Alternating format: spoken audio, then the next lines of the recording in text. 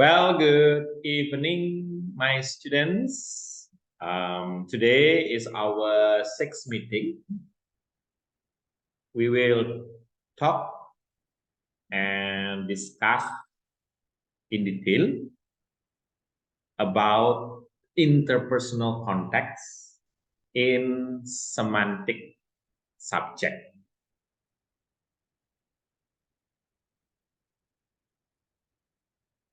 Okay. We will start our lecture today by describing about the interpersonal context, or specifically about the illocutionary force and speech acts. So, what are illocutionary force and speech acts? Okay, before studying about these two terms, it would be better to start by learning or studying about language. Language was seen essentially as a means of describing, asserting facts about reality, and it's important as an instrument which could perform a whole variety of different functions was not fully appreciated. We do not just use language to talk about or describe the world. We do things with language in order to manipulate and induce transformations in it. One way to think about how we use language to provoke transformations in the external world is in terms of idea of force. In this case, Fritsch had already distinguished the force of a linguistic expression from its sense. The conception of force in Fritsch is still rather sketchy. The only types of force he considers seems to be statements and questions. In a famous series of lectures delivered in the early 1950s, the British philosopher John L. Austin, one of Fritz's translators, extended the Freudian notion of force. Austin's pupil, John R. Searle, developed these ideas into a comprehensive philosophy of language, the theory of speech act. So, what is speech act? Speech act is the way of using language not to or not only to speak or as a medium of communication, but it is further developed into when we speak something or when we talk about something, at the same time, we do something. For example, when I say, it is hot here, isn't it? So, by saying that statement, at the same time, I have the intention or I ask you to turn on the air conditioner. So it is a kind of phenomenon of using the speech act itself. So for further discussion, it will be better to see the next slide. Okay, here. The next one, we will talk about the illocutionary, locutionary, and perlocutionary acts in speech acts. In this or in his investigation of the force of linguistic expressions, Austin distinguished between three types of speech act. in every utterance: the locutionary, the illocutionary, and perlocutionary acts. He defined them as follows. A. Locutionary act, the act of saying something. This is a kind of usual statement. Okay. B. Illocutionary act, the act performed in saying something. And C. Perlocutionary act, the act performed by saying something. Or in other words, it is defined as the result of the illocutionary act by presenting the illocutionary force. Okay, the next slide, I'd like to break them down into each part. The first one is the locutionary act. The locutionary act, the act of saying something, is the act of expressing the basic literal meanings of the words chosen. For example, in uttering the words, "You will get your hands blown off," a speaker performs the locutionary act of stating that the hearer will get their hands blown off. So it is the basic meaning, okay, without having what we call here as the illocutionary meaning, or it has the illocutionary force. Okay, it has not the illocutionary force. The second one, we will talk about the illocutionary act. What is the illocutionary act? The illocutionary act is the act that speaker performs in saying something. As you can see, in many contexts, utterance of the statement, "You will get your hands blown off," is intended and understood as well. As an act of warning, the utterance has the illocutionary force of a warning. So, besides having the basic meaning, the statement "you will get your hands blown off" has the additional meaning. It is called as the illocutionary force. The meaning is a warning. Okay, it is set as the illocutionary act. Okay, here we don't talk about the basic meaning, but we talk about the meaning of the illocutionary force. The meaning of illocutionary force, the meaning of illocutionary force of a warning.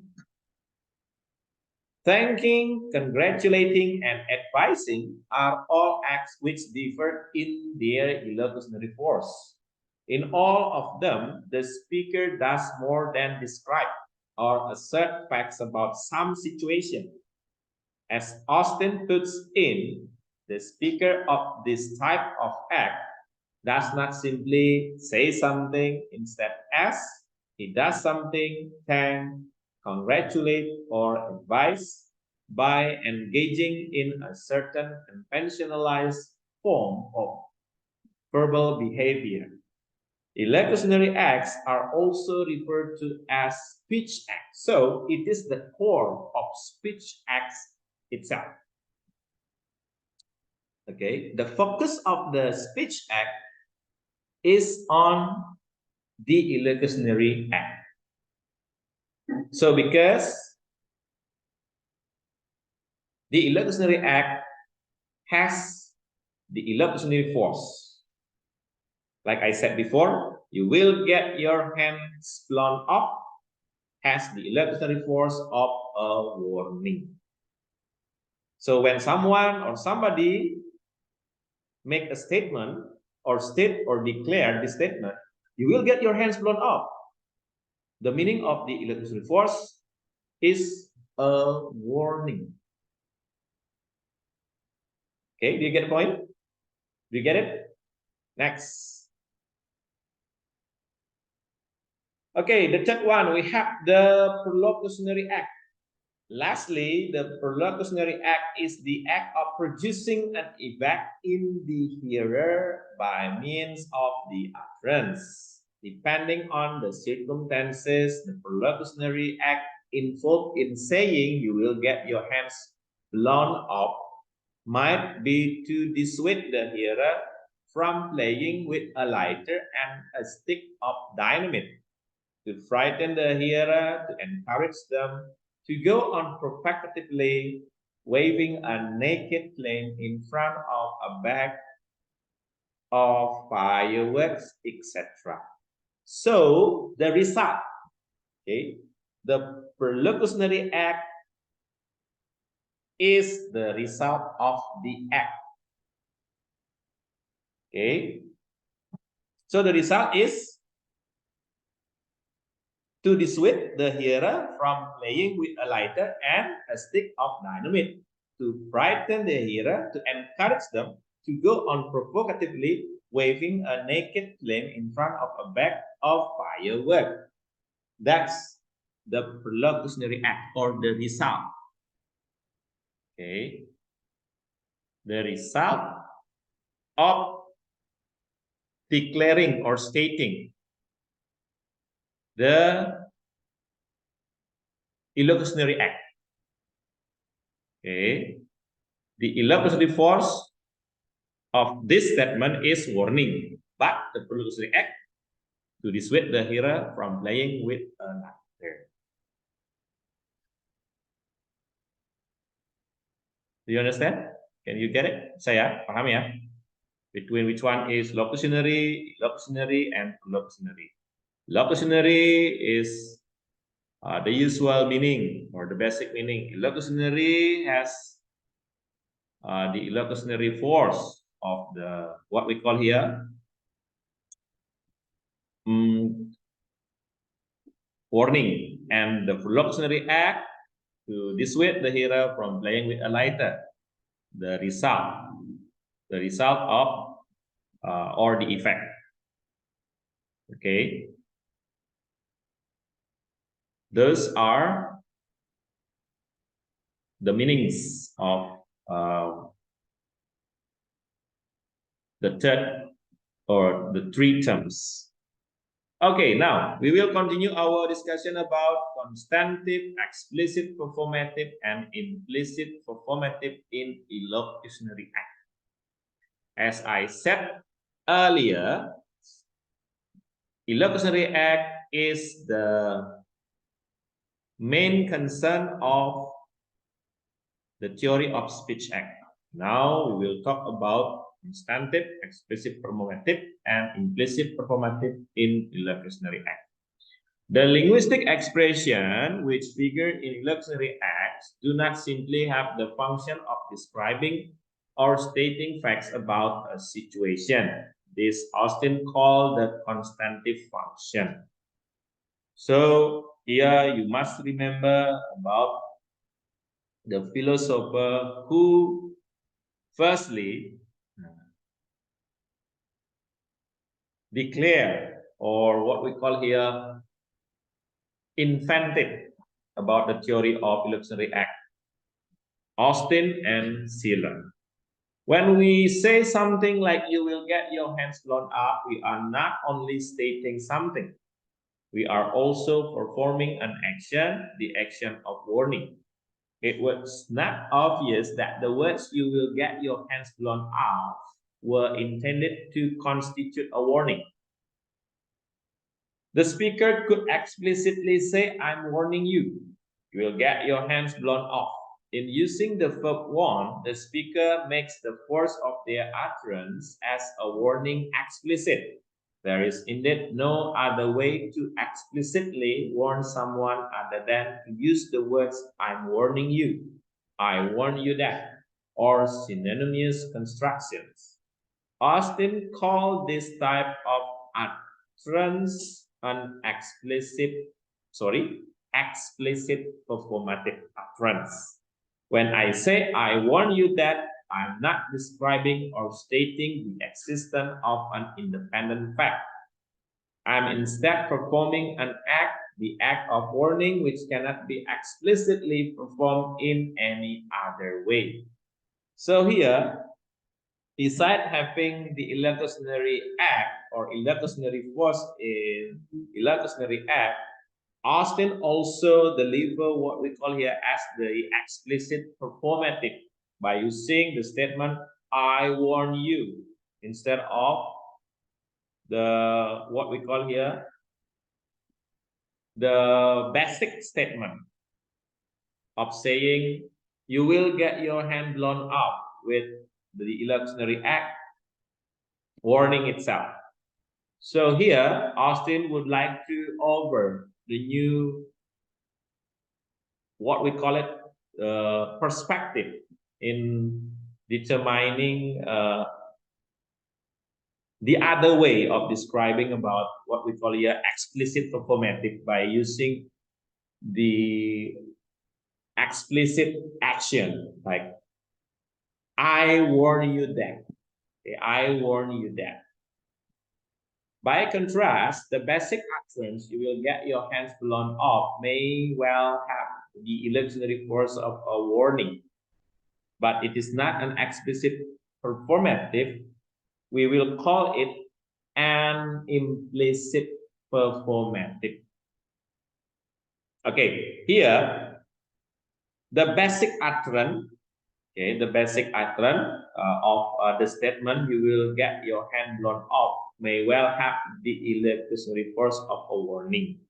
So the whole utterance and the meaning in illusory force is called as the implicit performative. In other way, okay, the all statement with the illusory force of warning is called as the implicit performative. Meanwhile, the use of "I warn you that" without using the basic utterance and the illusory force is called as the explicit performative. Okay, can you distinguish between these two terms? Which one is explicit and which one is implicit? Next. Okay, we have a catalog of the illusory act in English. It would be impossible to provide a full catalog of all the illusionary or speech act which may be performed in English, as well as asserting, questioning, and ordering. A very modest list would include promising, thanking, requesting, congratulating, greeting, advising, naming, swearing, scolding, apologizing, guaranteeing, and warning. So those are, okay, those are the kinds of the illocutionary force in the theory of illocutionary, speech acts. Okay, it could be asserting, questioning, and ordering, a very modest list. And it could also be promising, thanking, requesting, congratulating, and so on. All these are particular conventionalized ways of using language, which we recognize as associated with a particular repertoire of conditions and responses. In order for a speaker as to request a hearer H to perform an act A, for example, a particular set of social conditions needs to be fulfilled.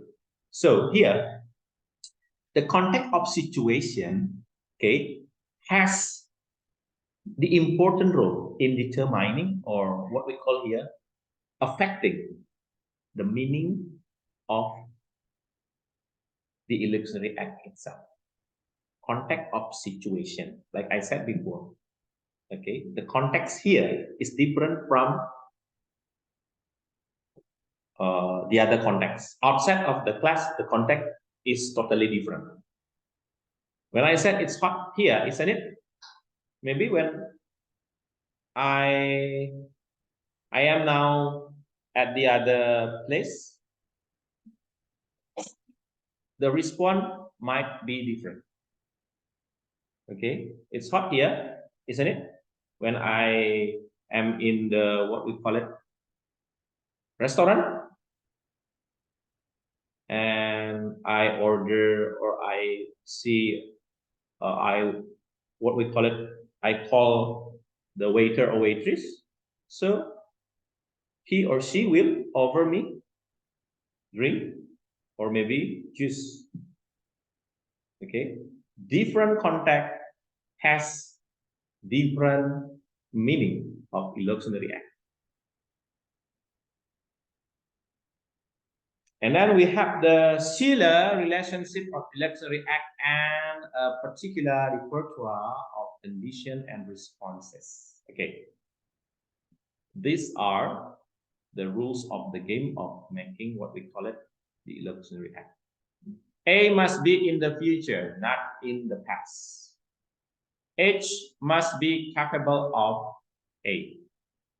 It must be obvious to speaker and hearer that hearer will not do A anyway in the normal course of events.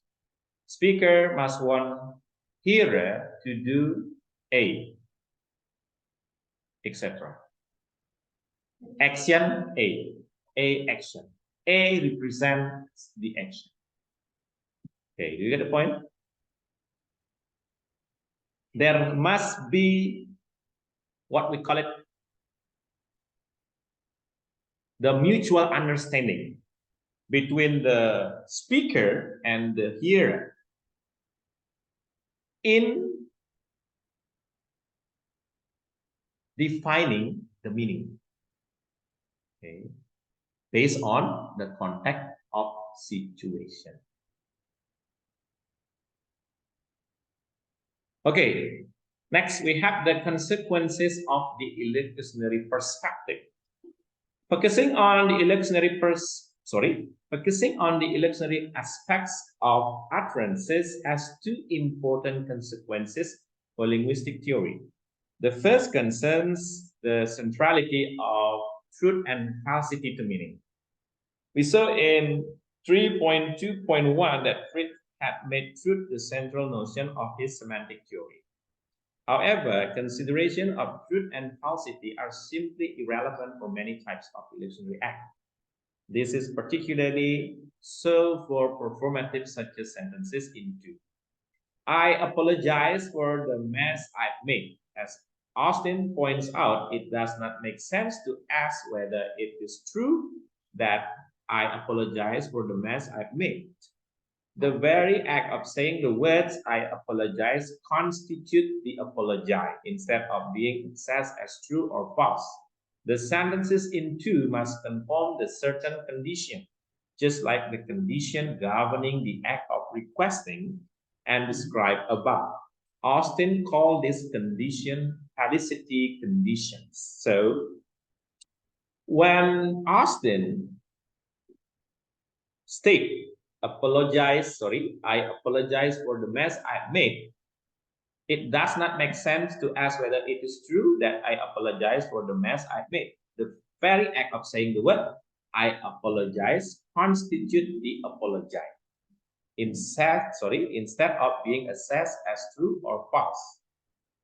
Okay, so here in delivering or in stating this statement, it is not only what we call as the expression of apology, but it is also confirmed the certain condition, the condition governing the act of requesting, not only the expression of apology, but the act of requesting the apology. So it is called as the felicity condition. By using this example, Austin would like to show his theory about the felicity condition. By showing this statement, he wants to differentiate which one is the kind of expression of apology, and which one is the kind of requesting. Well, okay, I think that's all for presenting about the theory of, specifically about the speech acts theory. And now, as usual, at the end of this lecture, I will give you some questions, okay, related to our today's topic.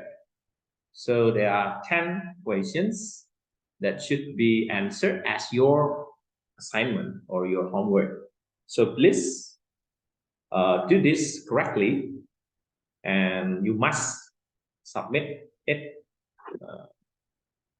as usual next week before our lecture started. Well, I think that's all for today. Maybe you have some questions related to our discussion. The session is open. And while preparing the question, suggestion, and maybe advice, as usual, I will send the link of the attendance.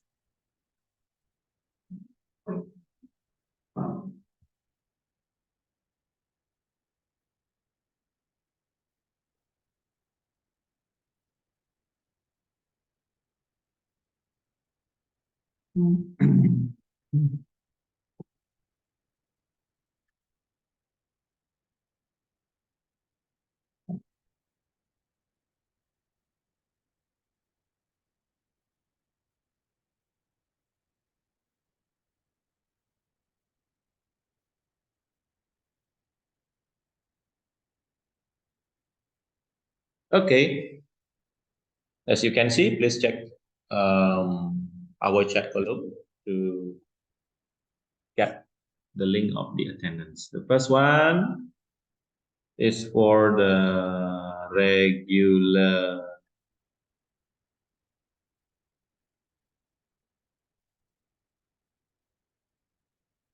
Sorry, the executive class. The second one is for the regular ones.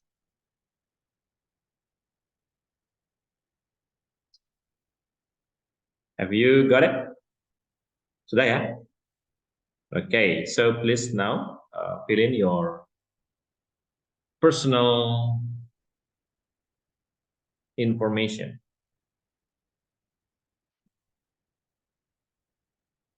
into it.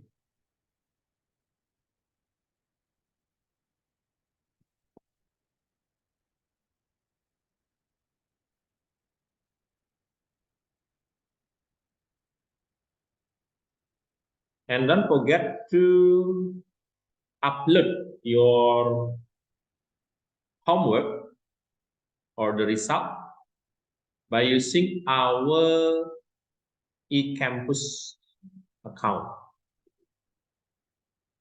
Don't send it by using WhatsApp number. If you have problems in submitting or uploading the result, please firstly convert it into PDF file.